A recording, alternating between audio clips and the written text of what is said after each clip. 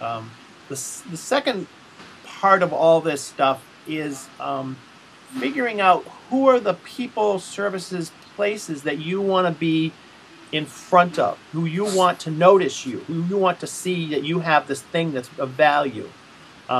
So that's done by figuring out who these organizations and people are, and then being in those spaces and delivering content that helps to attract those people and to sort of make people see that you're an authority. So, Dan, I'll come back if it's okay. I'll come back to you a lot because your site gives me a good place to sort of start from. So, and Ellen, the same thing. You're doing something that's on this diseases, right? If I remember what you did. Yeah, and the book. I've done 2 books, but the most recent one is on Alzheimer's and that's got some legs. This doctor goes to Central America, where there's this huge cohort of people with early Alzheimer's, early onset, and he goes out into the field and treats them, but he has to, it's in Colombia, he has to negotiate with drug lords to get autopsies done, and takes the brains back to California. And so that strikes me as something that has some leg that I could freshen up. The book came out last And the same thing with Dan's also. It's a medical issue with veterans, correct? So these are 2 very passionate markets. People who have Alzheimer's. You're looking for Alzheimer information. That's huge. You have veterans. I was trying to find a way to send this. This was in our local newspaper, these guys who are doing videos on veterans issues and coming back and doing veterans. So it's a very, these 2 guys, John Scottle and Larry Babb, these are issues that people are passionate about finding information about. You guys can be the centers of some of that information. So one of the ways that you can sort of do things is maybe it's a resource list because you're doing all your research. You can put together a resource list of important information on these topics. That list can be turned into, just like the documents I've sort of sent, it can be turned into a quick, little Word file, ebook kind of a multi-page, 1 page, 2 pages. You can build it as you go. There's no sort of requirements.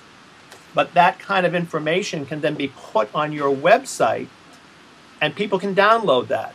And it's a way of capturing an email name so that you can build, let's say in the Wildlife Foundation, maybe it's tips on how to say wildlife or do something or how to contribute to world, animal issues. But these are kind of things, information that people can't get very readily, and you have unique knowledge and can organize that information, and then you can distribute that information. And it can be distributed through print, it can be distributed through video, it can be distributed through your website, but you distribute it in exchange for an email name, and you build a name and a list, and you build people that way. So incredibly valuable stuff. So that's sort of the second part of establishing yourself as a leader in your particular area with your expertise, and you slowly kind of build that stuff, and it helps you get connected to people because they go, oh, if I go to sergeantsullivancenter.org, he has got this fantastic document on resources to deal with veterans issues or Alzheimer's issues or whatever it is. And those aren't anything you have to spend years doing. You can probably do it off the top of your head. You can start with a single page, and because it's electronic, you can kind of build it. So, and video and the things you're doing this week fit really well into that because you can talk about these issues using video. The last part of sort of a system of getting found is, and I'm just sort of hinting on it, is that you build this sort of wagon wheel of stuff, content, and develop a network of sort of web properties, platforms, things.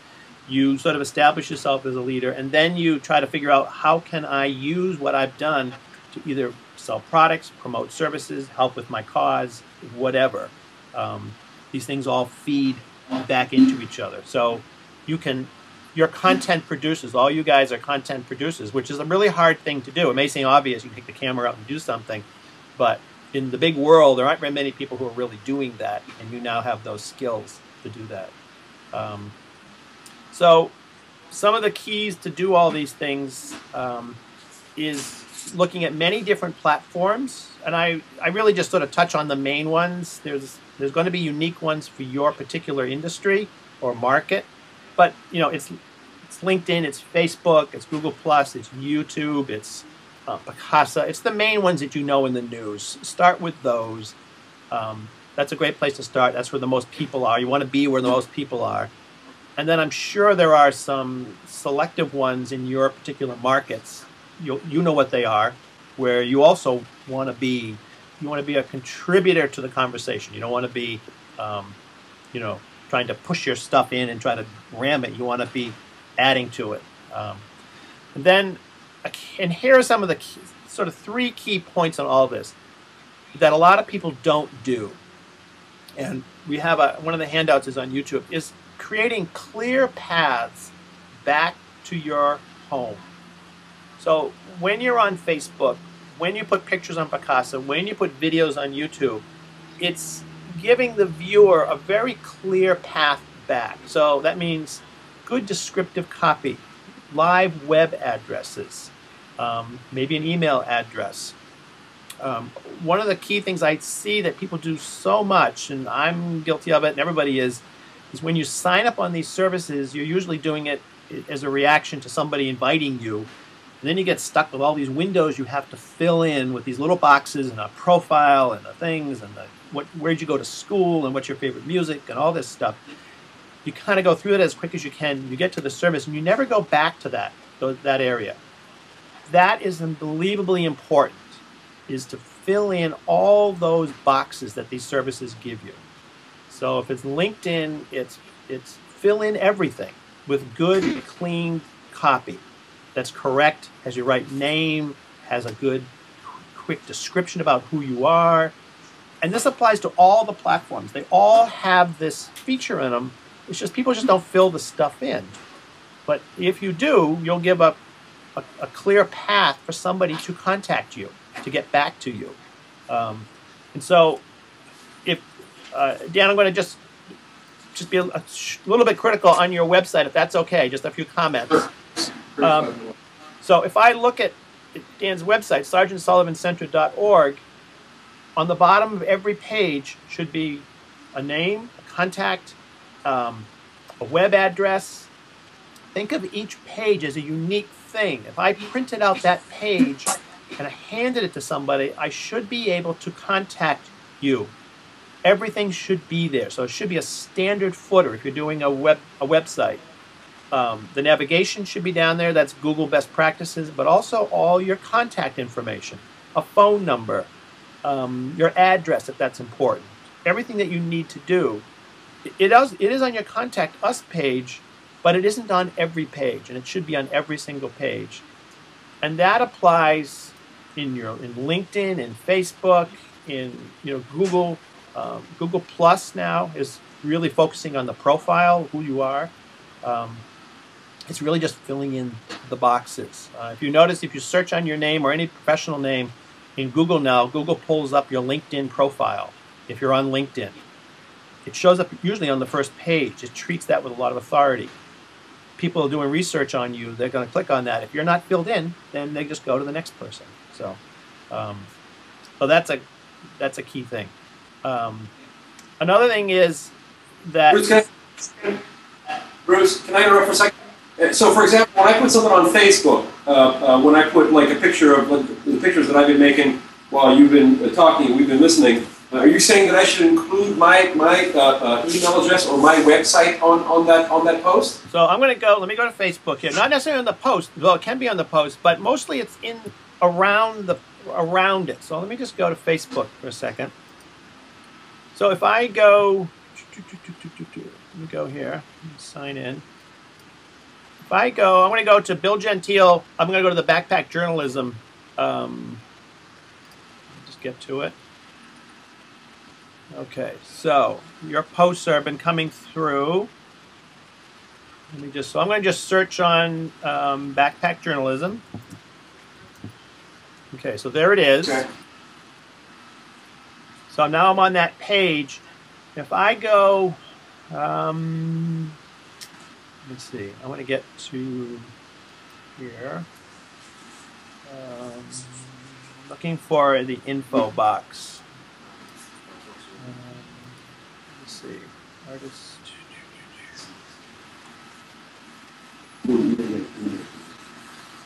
Let's see if I can find it on here. It's certainly in your general. Let me just go. I'm going to go to the general Bill Gentile. So your general page, and if I look at your info, so say I want to get a hold of you. I want to give you a call, and I go to Bill Gentile. There's no phone number there. There's contact information, but you have websites, but you can also put a phone number there in your info area. Yeah. So I may not want to bother. In the contact information area. In the contact information area. If you're Okay. using these tools to promote yourself and to market yourself and your business, you want to make sure that people can find you, can get connected to you. Go to my main website, and I'm not doing this for my interest. I'm doing it for everybody's interest here. BillGentile.com. I don't have my phone number on the first page. I don't think It's not on. It's really not on any page. It's not on any page. Sorry. It's not on any page. You think it should be? Yes, it should be. It should be a footer on every page that has your contact information and links to things and your email. So if I go to, all right, so one of the most important pages on a website is the About page. You do have your phone number on your About page. It gets looked at almost more than any page. So that's terrific, but I would make a common, also it's Google best practices. They want to have the rough navigation and have contact information in the footer of every page. So let's say I print it out. You have it on the home page, the About page, but let me just go to your consulting page. Okay, I'm on your consulting page that you consult. I don't have a phone. You do have an email address, but maybe I don't want to use email. Maybe I just want to call you up. You want to give people clear paths in every place that you can. Let me just go to, I'm going to search on Bill Gentile on Google. And let me just see if you show up, if your LinkedIn page shows up.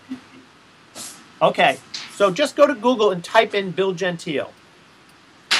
Okay. If I look down that page, and this happens a lot now because Google really likes LinkedIn because it's an authority site. People know that this is a legitimate site. If I look down 1, 2, 3, 4, 5, 6, 7, there's your LinkedIn profile. Yeah. So I'm going to click on that, and this happens to everybody now. You know, if you're there.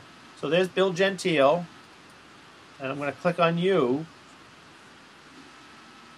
and this is the profile. So if I was thinking of hiring you, I might do exactly what we just did. Search in Google, look for Bill Gentile, and I now have your LinkedIn profile. I have everything about you.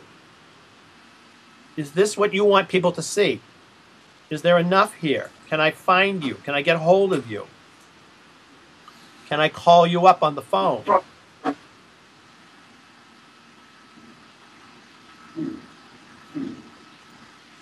Okay, yeah, there's some holes there, I see. There's holes, right. Yeah, okay. So this is a challenge. Everybody has this challenge, and we get invited to things. You know, I have people call me up all the time. Should I accept this? Should I do that? And, you know, we kind of like branch out to a new one that's going out through Facebook, and you sort of get dumped into this stuff, and you never get back to filling this in. But you can see just from this example right here, we went to Google. We did Bill Gentile. We're here on his bio. Now, we now know everything we need to know about him. But, you know, maybe he wants us to know more. Or he wants us to call him, or whatever it is. So that's a really good example of filling in all the boxes. This is one of those little parts of the spoke that's going out that you want to bring people back.